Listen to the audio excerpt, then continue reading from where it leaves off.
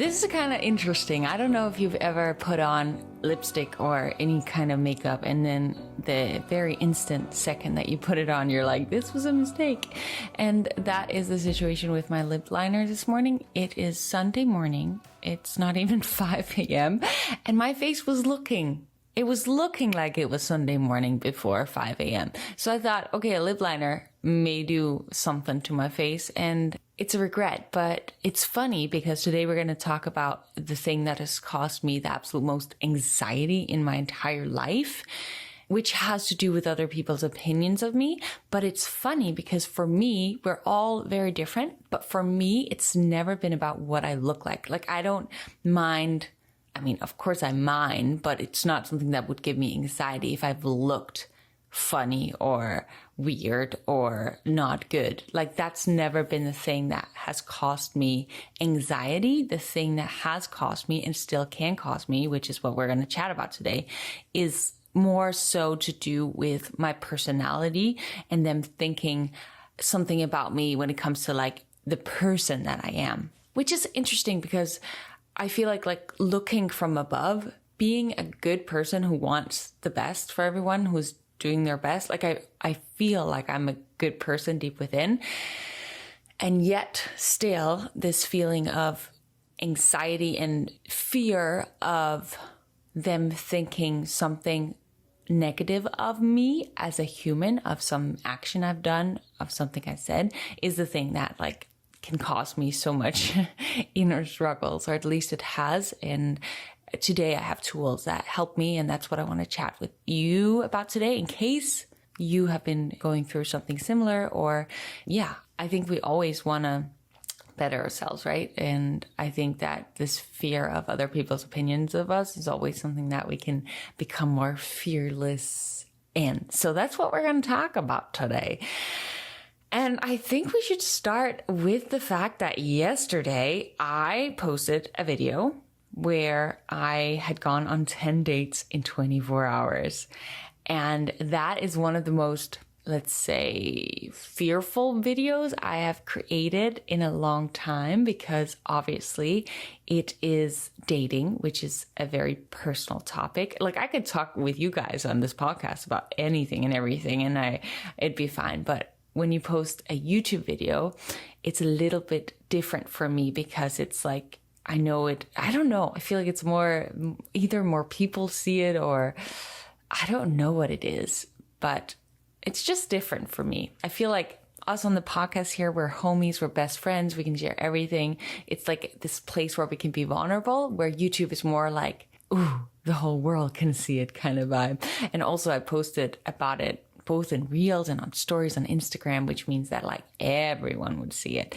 And I was scared of what people were going to think, because I was being like really very real in the video and sharing like personal stuff when it comes to my relationships and how I view guys and dating and stuff. So that was something I was really scared of. I was scared of what like people who had followed me since my past relationship are going to think, because like, you know, it was the first time I ever posted anything when it comes to like, me being single and dating again. I was afraid of what his family was going to think, which is so weird because like they're the best humans ever. They've always just been the most supportive and loving and kind people. But I think I have so much respect for them. And because of that, it was like weird for me to share that I was single and like going on these first dates. So the whole point, if you haven't watched the video, is that I haven't gone on a single date in all of 2022 because I've just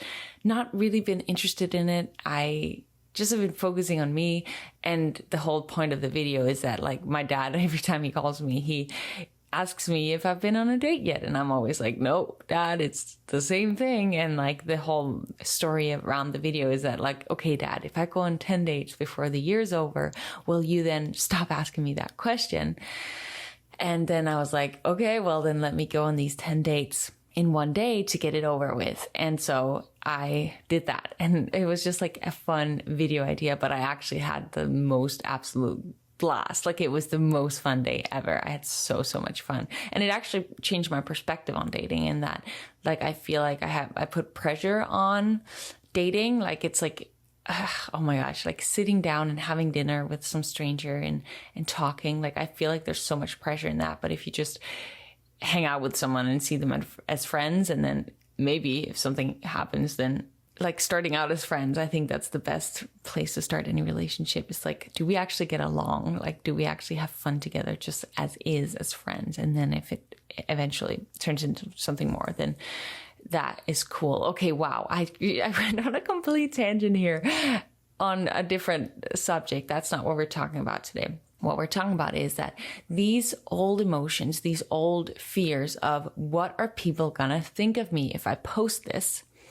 came up when I had to start promoting this video and actually share it. But I was also very proud of the video. So plus, I have very much lately felt that I have been able to integrate this more feeling of being fearless, and just when I get an urge to do something, I do it. When I start this fear creeping in of like, oh, maybe I shouldn't do that because what are people going to think? I tell myself, nope, you just go do that anyway. So I did it anyway. I promoted it on Instagram, on TikTok, and I uploaded the video. Obviously, I was going to upload the video regardless, but the promotion of it was like fearful to me. And my whole point of sharing this podcast today is to hopefully give you some tools so that you can snap into this feeling of fearlessness, even though you're scared. And to give you some backstory, when I was a teenager, I would go to bed at night and I would be laying in bed for maybe hours, not being able to fall asleep, thinking of all of the ways in which I could have done something throughout the day to have said something wrong that could have made them think something wrong of me. That could have, oh my gosh, they could have misunderstood this, and maybe now they think that I am this and that, like something negative, where really I've always been a really good person. And yes, I've made plenty of mistakes, as we all do. But obviously, as we all know, like, I'm not in charge of being able to control what other people think of me, but this anxiety feeling of just not being good enough has been really the biggest struggle in my life of what other people think of me. And that struggle has held me back from being the person that I actually want to be. And I want to say that moving away from my home country to LA really helped me become more of who I wanted to be. Fearless, because I moved to a city where nobody knew me, and that helped me just be more of me and not walk around with this fear of like, oh, you can't do that because then maybe they're going to think this. You can't do this because then they're going to think this. And moving to a new city helped me like free myself. And that was like a little piece of the puzzle of like starting to do that, but I would still have this fear of like, what are people back home thinking of me when I post this or when I do this? And first, like, obviously we all know that like we can never control what someone's going to think of us. And the absolute best thing to do always is to just be ourselves. But I want to say that after I started my morning routine where I meditate, journal, and in the journal, I really question myself. I question myself, why do I have this fear? Why am I not doing this thing because I'm scared? And like really seeing everything from above has helped me so incredibly much, as well as my workout, where I really push myself to connect with my inner strength. And therefore I feel more fearless and comfortable for the rest of my day. So just sharing that with you, that regardless of what your fears are, your anxiety, your lack of, let's say, confidence, maybe, I really think a morning routine where you set yourself up for this strength, like whatever you want to feel for the rest of the day. For me, it's like fearless, because I don't want to walk around with this fear of what are other people going to think of me. And the last few years, oh my gosh, it's developed like crazy. Maybe your morning routine is going to look different, but setting up a morning routine where you really dig into how do I want to feel today? How do I want to show up is like my first piece of advice, because it has helped me tremendously. I am doing another November challenge. I think last time I mentioned that I maybe was going to do it. I am going to do it, where we actually create a morning routine for you, depending on your schedule and like your preferences and how you want your morning routine to look, as well as a workout routine and nutrition guidance. And this community, every week we have what Brian from the group calls a group therapy session, where we talk through things like this and like really set ourselves up and hear other people's perspective, because often like we'll hear someone else's view on something and then it'll help us to put that in some way into action in our own life. So that's really helpful. So if this is something you would like, then I'll put the link in the description. But regardless, like a morning routine is really, really helpful. This fear of what people are going to think can also show up in other ways. In my life, for example, I did a breathwork shop. I've done it before, and my friend has come when her boyfriend came that time. But yesterday I was like, I really want to do it. And I was just going to do it myself. And then obviously this feeling of like, oh my gosh, can you go to a workshop alone? Just like when I've gone to these summits alone, it's like always this like, should I not go because I don't have anyone to go with? And I just did it anyway. And it's like, it was amazing. I met new people. It was like such a good time. But this like fear of like, what are people going to think who are at the event if they see me coming alone? Where when you look at it from a higher perspective, when you journal on it, when you meditate on it, when you work out on it, or like go on a walk on it and think about it, it's like, who cares? It doesn't matter. And you may think that I'm a weirdo because you don't have this anxiety of what other people are going to think of you, but maybe you have something else that you're fearful of. I don't know if that could be maybe that you're fearful of not becoming successful in life. You're fearful of not being able to take care of your family, and you're not, you know, we all have these like different fears. So for me, it's like this, what are other people going to think of me? That's always been like the main fear that I've grown so much within, but it's still there. I think our fears are never going to fully disappear, but we can grow and work on bettering them. So I went to the breathwork workshop and it was amazing. It was such a good time. I think that often when I go alone to things like that, it actually turns out to be so much better because you're just there for you and open to developing new friendships, open to whatever comes your way, instead of also, you know, almost taking care of or making sure that other person is okay or whatever. So there can be such beautiful things in doing things alone. I'm going to continue preaching about that because I think that, I mean, like coming to LA alone, if I had come with someone else, we would have been, I can't tell, obviously, because I stayed here for 6 months by myself, and I made so many new friends from being here by myself, where if you're with someone, then there's a bigger chance that it's going to be the two of you, and then everything you're going to do together. And maybe not, you are more closed off to creating new friendships. That's not necessarily the case, but it could be the case. And I want to share some silly fears. Like these are, when I look at this from above, it's like super silly. I could be on a conversation with my grandparents or with my parents or with my best friend and have that fear come up, like, oh, did I say something wrong? Was this too harsh? You know, something could have come up.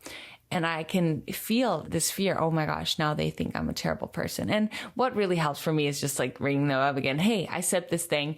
Did you interpret that in this way? Because I really didn't mean it that way. And like 99% of the time, they're like, no, I didn't even think about it, which is just shows how we can make up the craziest things in our mind. So that helps me just like calling them up, which it's always nice to just like clear the surface, make sure that there's no bad vibes there, but also it's a good reminder of how I can make things up in my mind and them not being true, right? But what my hope is from all of this rambling in this episode is that regardless of what your fear is, your nervous feelings are, that I think a lot of time maybe we can feel anxious and not even know where it's coming from.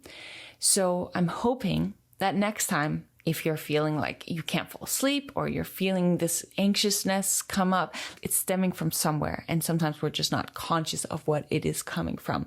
That when that happens, you stop yourself, because this is what I do. And it's helped me to not feel like, I feel like it's gone away like, oh, so much. I was going to put a percentage on it, but I can't, because I just feel that I am so much more fearless now, and it's not controlling my life in the way that it used to. And the funny thing is, I wasn't even aware that it was controlling me when we're living in that space and we haven't tried what it feels like to live on the other side of that, we don't even know what the opposite feels like. So we don't even know that we're living in this space of just constant anxiousness. So I keep interrupting myself. What I'm hoping is that next time you feel that there's some sort of something in your heart is like a little anxious, you're feeling a little, that you stop yourself. Maybe you just need to sit with yourself and breathe for a few moments, or you need to journal. Ask yourself, where did this come from? And once you've asked yourself, where did this come from? Ask yourself, what within that situation made it trigger this emotion that I'm feeling? And once you're aware of that, you can then see the situation from above. You can give yourself love and acceptance of why you acted in that way, maybe what you could do to feel better, what you could do to maybe solve the solution. And something else is going to the bathroom, finding a mirror, and once you're aware of this, look at yourself in the eyes and tell yourself that you're good enough and that you love yourself. Like, really encourage yourself, give yourself so much love while looking at yourself in the mirror. For me, that is so useful, so helpful, because like I mentioned, often we make these things up in our minds, and if we can just give ourselves love and compassion and understanding ourselves, I think life gets so much better. When we're walking around in this anxious, fearful state, life isn't good. And we also, like, life isn't good for us, but the energy, the vibration we put out, everyone can feel it. When we're whole, when we feel at our best, everyone can feel that too. And we share that with others. We share so much more joy with others. So I'm saying that because I think oftentimes we're not willing to do something for ourselves, but we're willing to do something for the people who we care about. So I really would encourage you to start working through these things that bring you fear, anxiety, because you will feel free. You will feel like a different human once you do, when you really dig into, hey, why did I feel this way right now? What was the reason for that? Because when you can see it from above, you can solve it. And the sooner you can solve it, the sooner you can feel better. At least that is how I feel. I just wanted to share my thoughts on this because it's important, I think. And I think this is so important because lately I've really tried to incorporate this fearlessness emotion, and it feels so good. I feel like, just with myself, but also on all my platforms, I feel like I've become more myself and showing all sides to me. And it feels so good for me. But I also, I can tell from the response I'm getting, it helps more people. And that is ultimately my mission, to help more people. So the more I just allow myself to be myself with all my flaws, with all my quirks, with everything that I am that isn't perfect, the more I can also share good with the world. And I think that that's what we all want to do, right? We want to be a light in this world, spread goodness. So I just think that when we really take this work seriously, we can do so much more good and just feel good. And what is life if we don't feel good? So many of us are walking around in this like little bubble of stress maybe, or worries, and I'm talking to myself too, because I tend to do this as well. But we have one life. So what's the point if we walk around not actually experiencing it? It's just, we gotta freaking take these things so seriously because it feels so good to feel good, doesn't it? Okay, I'll stop my rambling. I'm done. I hope you go out there and have an absolutely incredibly beautiful day, and then you pay attention to feel good and take care of these little fears, these little anxiety things that come your way, because you deserve that. You really do. And also, if you want to join my November challenge, I would love to have you.